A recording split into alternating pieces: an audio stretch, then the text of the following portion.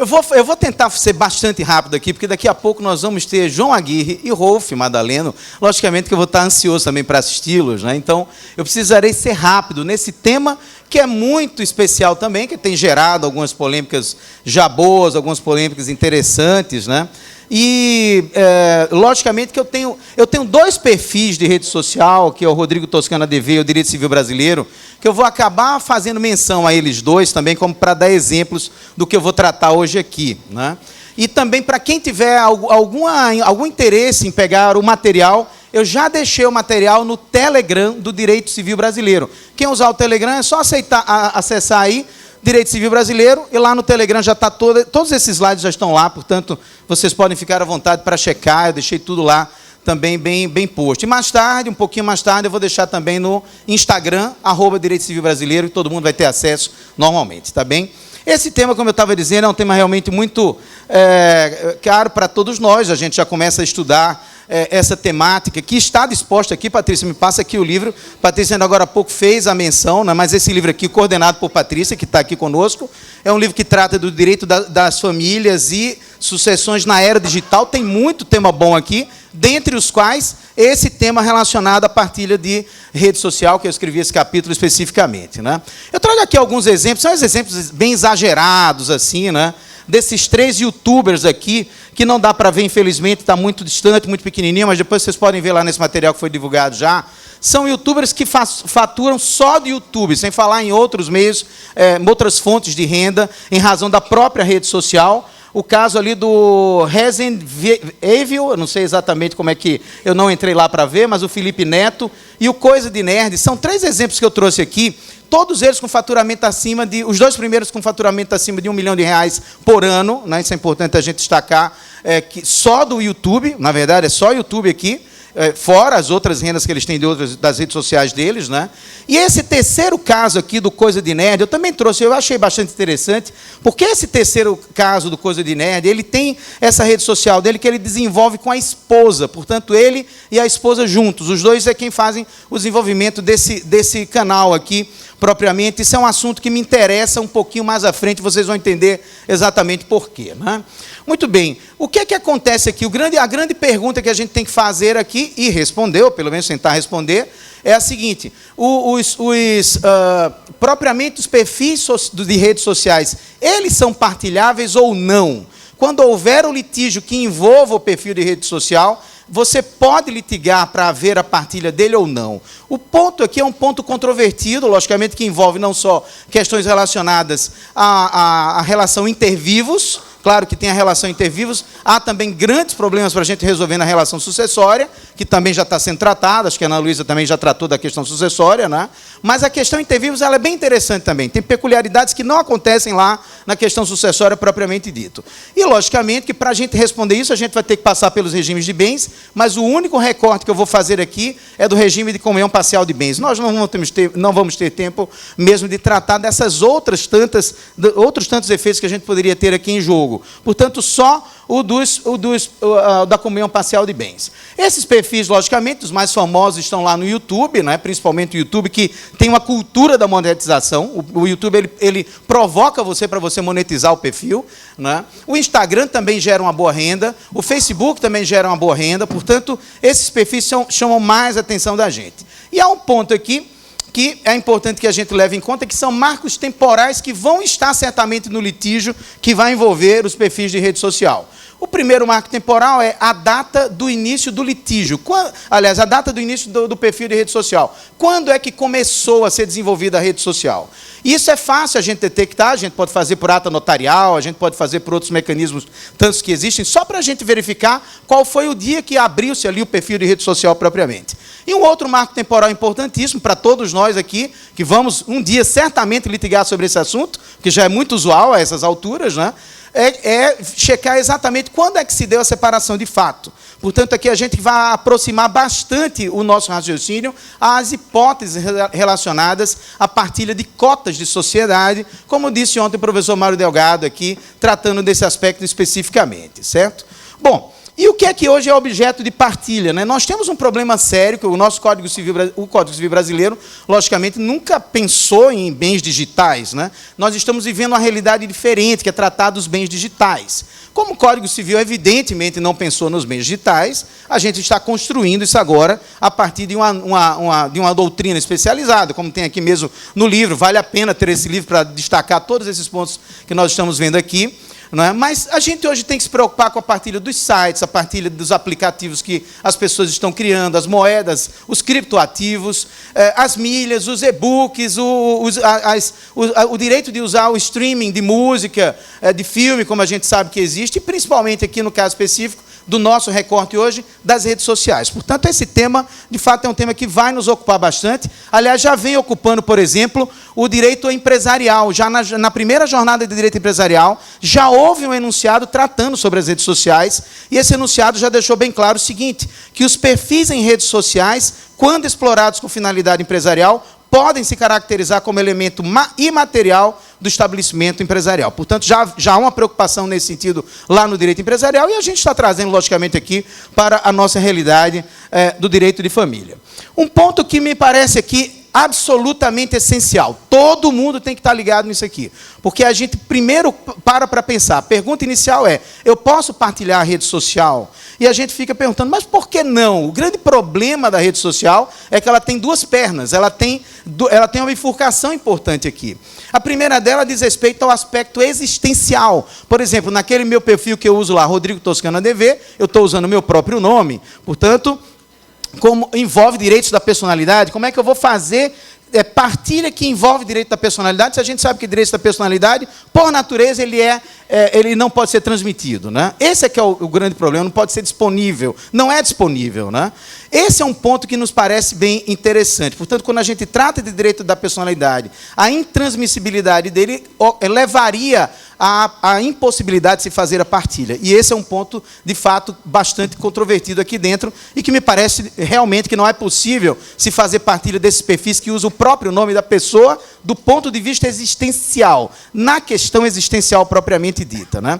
Claro que existem vários perfis que são desenvolvidos pelos casais. Aquele caso do Nerd, por exemplo, é um deles, que é desenvolvido pelos casais. Quem usa muito aqui, por exemplo, o perfil de YouTube para fazer busca de viagens, a gente sabe que tem muitos casais que fazem viagem juntos e acabam divulgando a viagem, desenvolvendo o perfil através de viagem, ganham muito dinheiro também fazendo isso, logicamente desenvolvendo esses perfis relacionados à viagem, né? Portanto, é bom lembrar que existem alguns que são só de uma pessoa, um membro do casal, mas existem perfis que têm os dois membros do casal ali atuando. Isso também é um ponto que nos chama bastante atenção aqui nas questões relacionadas à própria partilha. Agora, não resta dúvida alguma que os perfis de rede social eles têm uma função patrimonial. Eles sim têm uma função patrimonial, principalmente esses que incentivam a monetização.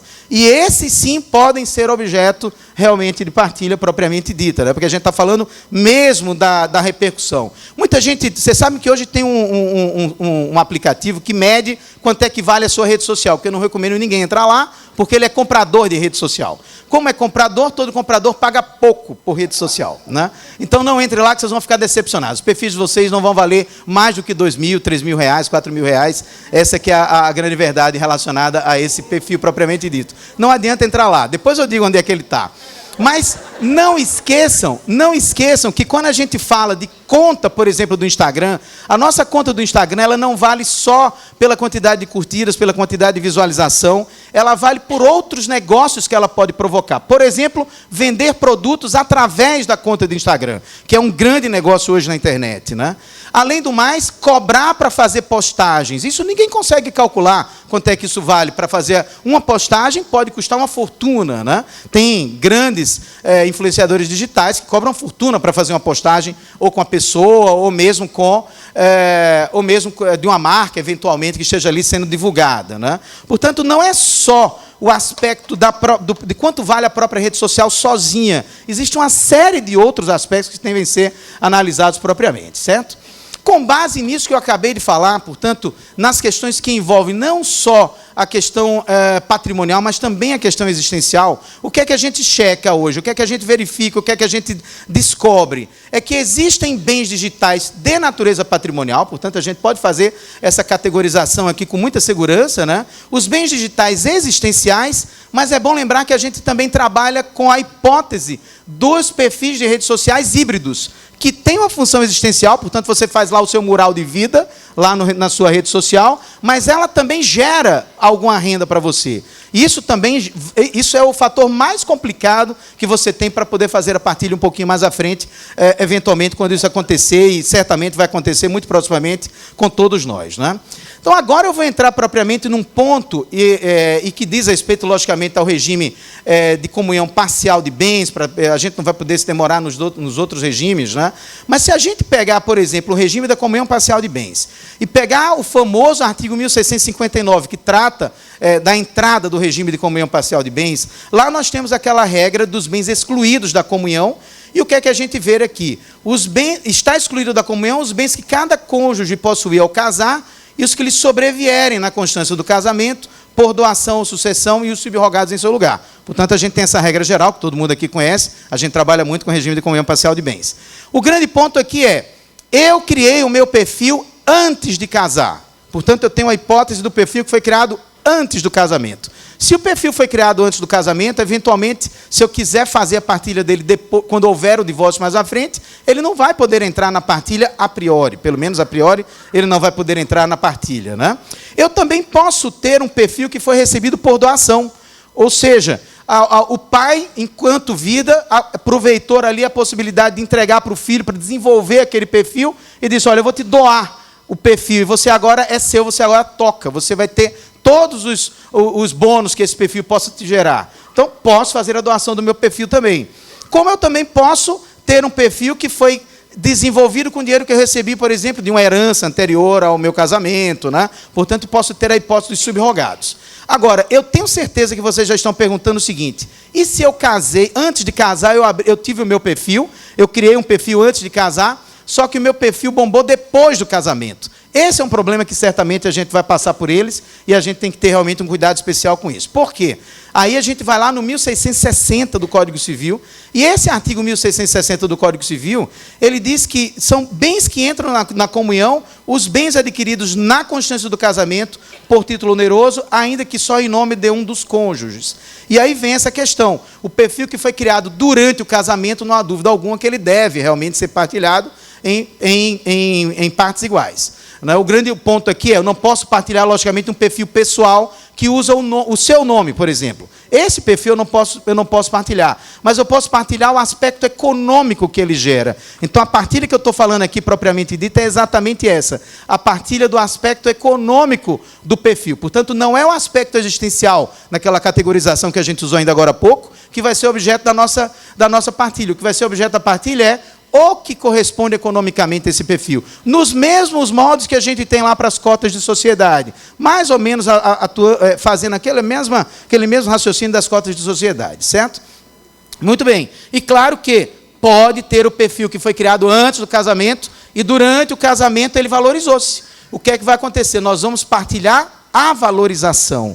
É claro, eu criei um perfil antes de casar, ele tinha um determinado valor, e depois ele aumentou o valor durante o casamento. O tamanho do aumento do valor durante o casamento, claro que isso é o que vai ser objeto da partilha propriamente. Vocês podem estar me perguntando já agora, e como é que eu faço isso? Não sei. Agora vai ficar a cargo de todos nós, né? Nós devemos trabalhar para tentar descobrir como é que a gente vai fazer para avaliar isso. Imagine só que avaliar cotas de sociedade já não é fácil. Imagine avaliar um perfil de rede social, que tem uma outra dimensão, que tem outros aspectos importantes que devem ser levados em conta, né?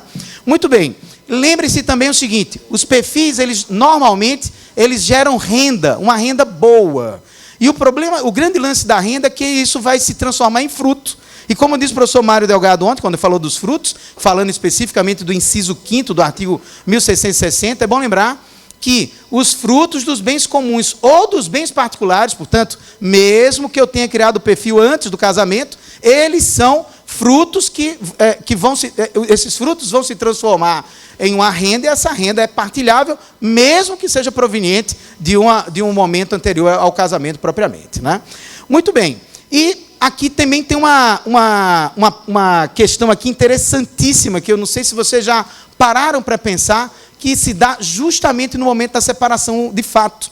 Porque o que acontece? Eu crio um perfil de rede social, ele se desenvolve, começa a gerar renda para mim, só que eu me separo de fato. E quando eu me separo de fato, eu fico tirando dinheiro, eu fico ganhando dinheiro de uma coisa que não é só minha, de um bem digital que não é só meu. É um bem digital comum, pertence aos dois. E aqui a gente tem um grande problema para resolver. Alguém vai ficar tirando proveito da coisa que é do outro. Então nós temos uma possibilidade de enriquecimento sem causa. E aí vem um outro problema grave aqui. Quanto é que eu vou pagar ao outro membro do casal que está se separando, está saindo do jogo da rede social, mesmo que não tenha vinculação direta com a rede social? Quanto é que eu vou pagar? Agora sim vai vir o pior problema, que é aquela questão de saber quanto é que eu tenho que pagar, porque eu tenho que avaliar quanto é que vale aquele perfil. Claro que a gente vai se valer de pessoas especializadas, já existem várias pessoas especializadas nisso, vai fazer a valorização, e dentro dessa valorização nós vamos criar um crédito, mais uma vez, nos mesmos modos que a gente tem para a partilha de cotas de sociedade. Aliás, a nossa proposta que inclusive também é a proposta da professora Ana Carolina Brochado Teixeira e de Lívia Leal, que tem um artigo primoroso publicado sobre esse assunto no livro Direito Civil e Tecnologia, coordenado pelo professor Marcos Errá, que vale a pena a gente ler esse artigo especificamente, também sobre essa temática. A proposta dela, com a qual eu concordo plenamente, é a usar por analogia o artigo 1027 do Código Civil Brasileiro. Esse artigo 1027 que trata da partilha de cotas, ele diz, olha, você tem que saber quanto vale a cota, valoriza a cota, depois você vai dividir o valor da cota em duas partes, portanto, os 50% ali na relativa meação, e você vai criar um crédito para exigir esse crédito de alguém que está usando a rede social. O grande problema é, até quando você vai poder exigir esse crédito? E me parece que esse crédito tem que ser do tamanho dos 50% que foi calculado para a sua cota. Porque senão ele se torna também um crédito infinito. E se ele se tornar um crédito infinito, você vai ter enriquecimento sem causa por parte daquele que está fora da relação conjugal. Portanto, esse é um ponto de equilíbrio que a gente vai ter que encontrar. Se eu disser que é infinito, então daqui a 30 anos o cara vai estar tirando a renda de uma pessoa que está trabalhando sozinha no perfil de rede social.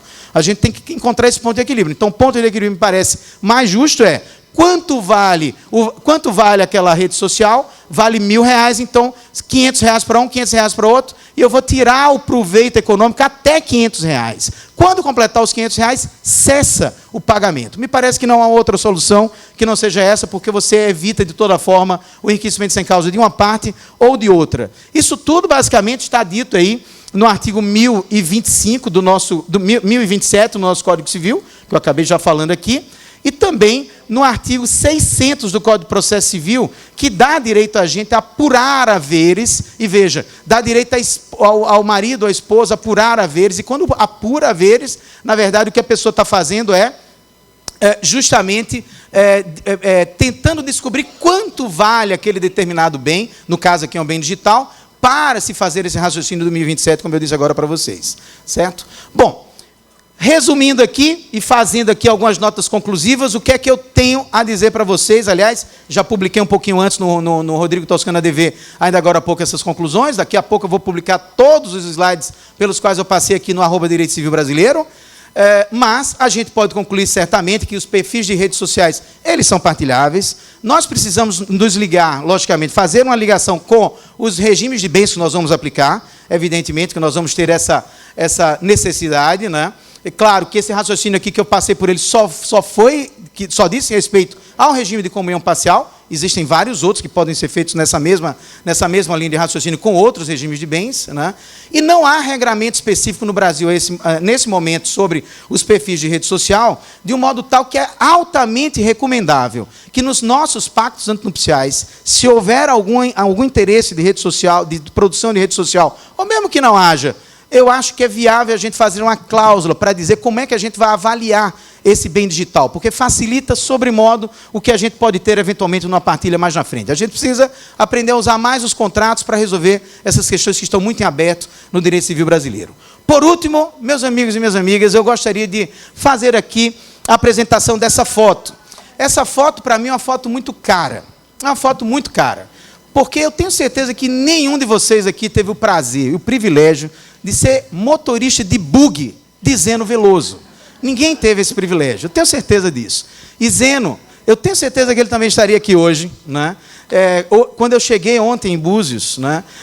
E entrando em Búzios, eu chorei, né? Estou junto com minha esposa aqui, que está comigo também na foto ali. Nós choramos juntos, né? Porque lembrar de Zeno, lembrar de Búzios é lembrar de Zeno. Zeno era apaixonado por esse lugar, né? Ele sempre gostava de vir aqui, né? E da última vez que nós estivemos aqui, acho que em 2018, 2019, não sei exatamente qual foi o ano, 18, né? Em 2018, ele me disse o seguinte: Rodrigo, você não consegue pilotar um bug para mim, que eu estou com vontade de andar no bug. Eu disse: Zeno, bug, eu nasci lá em João Pessoa, onde eu moro, né? Tem lá as praias maravilhosas, né? Eu sou motorista de bug há muitos anos, deixa comigo. Eu aluguei o bug, né? Eu mesmo fui lá alugar o bug e fizemos um passeio de bug aqui sensacional. E ficou na minha lembrança essa foto, Zeno ali do meu lado, no bug aqui em Búzios. É por isso que eu trouxe essa foto, porque é uma foto exatamente desse lugar. Meus amigos e minhas amigas, muito obrigado pela atenção de vocês. Vamos ouvir agora os demais. Obrigadão. Tchau, tchau.